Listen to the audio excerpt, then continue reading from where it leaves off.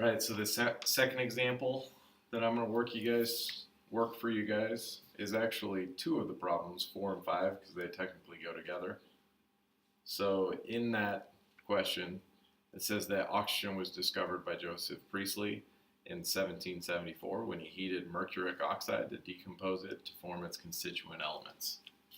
So I have to have a reaction of some kind, so I need to make sure I write that out. It starts out with mercuric oxide, which is actually the mercury 2, so I don't want a little 2 in there. And I'm going to decompose it to make mercury, just elemental mercury, and oxygen, which would be diatomic. So I just have to balance it appropriately. It's a 2, 2, 1. And then number 4 actually asks you how many moles of mercuric oxide are needed to produce 125 grams of oxygen. So if I'm going to do that, I just start with whatever they gave me, 125 grams of oxygen, and just work from there. When you're given grams, you need to change it into moles.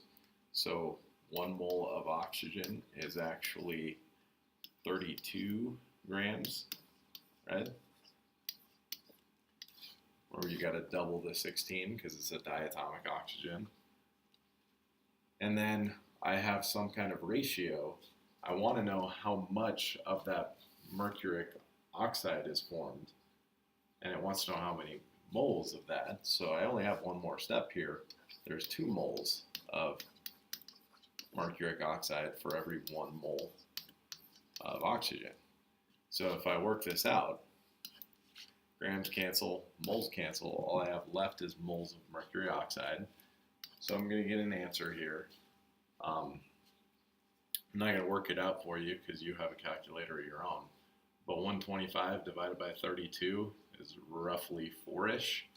So the answer is going to be about 8-ish when you multiply by 2, right? Moles of mercury oxide. You are supposed to use 3 sig figs, so you can't use that answer that I just gave you. But it should be somewhere around 8. If it's not, double check what you did on your calculator. So then I was also going to help you with 5 because it's from the same problem. And 5 is really, really easy if you actually pay attention, right? All it ever told you was that there's 125 grams of oxygen, and it's asking now how many moles of mercury would be produced. Now, if it turns out that you've already come up with an answer, right, moles of mercury, and that thing is in a 1-to-1 ratio with the other thing that you might want to know, this is the one time that you don't have to show a whole bunch of work.